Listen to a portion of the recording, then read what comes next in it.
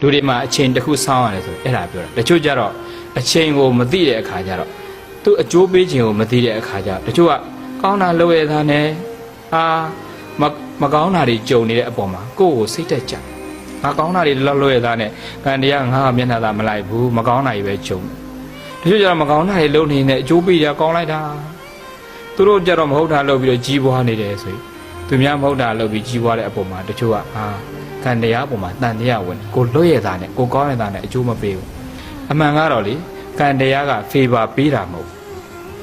ကံတရားကမျက်နှာမလိုက်ထို့တူပဲကံတရားက pressure လည်းမပေးဘူးဖိအားလည်းမပေးဘူးကံတရားကမှန်ကြည့်တယ်လို့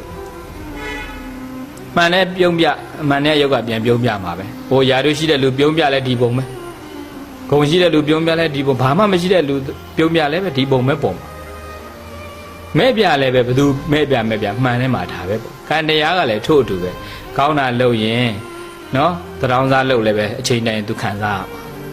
မှာမကောင်းတာလုပ်ရင်ဟိုသမဏကြီးလုပ်လဲပဲသူကအကျိုးမပေးခြင်းတော့ဟုတ်မှာအကျိုးပေးခြင်းတန်တဲ့အခါကျတော့ဘသူပဲလုပ်လို့သူကအခွင့်သာရင်အခွင့်သာတာနဲ့အဲ့ဒါကောင်းကျိုးမကောင်းကျိုးကိုပဲခံစားရတာအချိန်လေးတစ်ခုစောင့်ကံတရားဆိုတာအချိန်စောင့်ပြီးတော့မှအကျိုးပေးတာအခုတရက်ပင်ဆိုင်အခုတရက်ဒီစားလို့မရအခုရေတွင်းတူအခုရေတောက်လို့မရသူ့အချိန်လေးတစ်ခုကျုံမှဒါတွေကခံစားရမှာဖြစ်တဲ့အတွက်ကြောင့်ကိုယ်ကံကိုစစ်ပြီးတော့ဘယ်တော့မှကံဝတန်တရားမဝင်ပါနဲ့တန်တရားမဝင်ပါနဲ့ဥပမာတစ်ခုဘုန်းကြီးတို့ဖတ်ဘူးတဲ့ပုံမြင်လူ2ယောက်ရှိလူ2ယောက်မှာတစ်ယောက်ကလေနေ့စဉ်ဟိုဘော်ဒီညောင်မင်း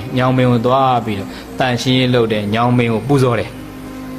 နောက်တစ်ယောက်ကျတော့စားစရာမရှိတော့တစ်ကိုင်းနေလိုက်ခုတ်တစ်ပင်နေရောင်းရတဲ့လူတစ်ယောက်အဲ့2ယောက်အဲ့တော့ဒီနေ့တော့ညောင်မင်းနေတိုင်းသွားပြီးရှိခိုးပူဇော်နေတန်ရှင်းလုပ်နေတဲ့လူကလေညောင်မင်းတန်ရှင်းလုပ်ညောင်မင်းပူဇော်ရေးနေညောင်ကိုင်းကျိုးကြတော့6တော့တန်ရရတာ6တော့ကျိုးသွားဟိုမှာစားစရာမရှိလို့ထင်းလိုက်ခုတ်တဲ့ကောင်ကနောက်ဆုံးခုတ်စရာမရှိတော့ညောင်မင်းလာခုတ်ရင်းနဲ့ညောင်မင်းခြေမှာရွှေအိုးသွားတွေ့အဲ့တော့ဟိုမှာညောင်မင်းပူဇော်နေတဲ့လူကညောင်ကိုင်းကျိုးကြတော့6တော့တန်ရရတော့စိတ်ထဲကဒေါ်တွေကန်တာဘုန်းကြီးเจ้าထဲမှာဆိုဆရာတော်သွားလျှောက်ရှင်ဘုရားကံတရားကမျက်နှာလိုက်တယ်ဘုရားတဲ့တပည့်တော်ဒီလောက်ကောင်းတာတွေလို့ညောင်မင်းပူဇော်နေတဲ့သူကြတော့ညောင်ကိုင်းကျိုးကြတယ်တပည့်တော်6တော့တန်ရရတယ်6တော့ကျိုးသွားတယ်ဟိုမှာညောင်မင်းလိုက်ကောက်ပြီးအသစ်ပင်တွေခုန်တဲ့လူကြောင့်ညောင်မင်းချင်းရရွှေအိုးတော်သွားတွေ့တယ်ဘုရားတဲ့အဲ့ဒါကံတရားမတရားဘူးဘုရားဆရာတော်သွားလျှောက်တော့ဆရာတော်ကပြောပြပြန်ပြီးတော့တကားတော့တဲ့တကယ်တမ်းကျတော့တကားတော့ပေရမှာဘုန်းကြီးသွားအာကိုမှာဘုန်းကြီးကအာမပေးတဲ့အပြင်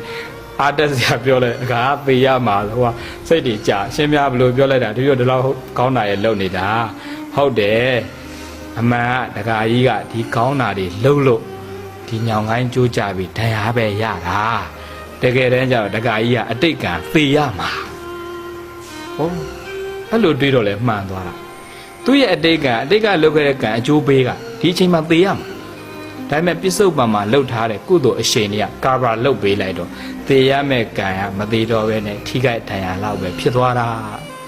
ကံတရားဆိုတာအချိန်တစ်ခုစောင့်ရတယ်ဆိုအဲ့ဒါပြောတာဆိုတော့ဘဝမှာဘာပဲဖြစ်အတက်အကျအနေမြင့်ဆိုတာရှိတတ်တဲ့အတွက်ကြောင့်တက်နေတဲ့အခါသတိထား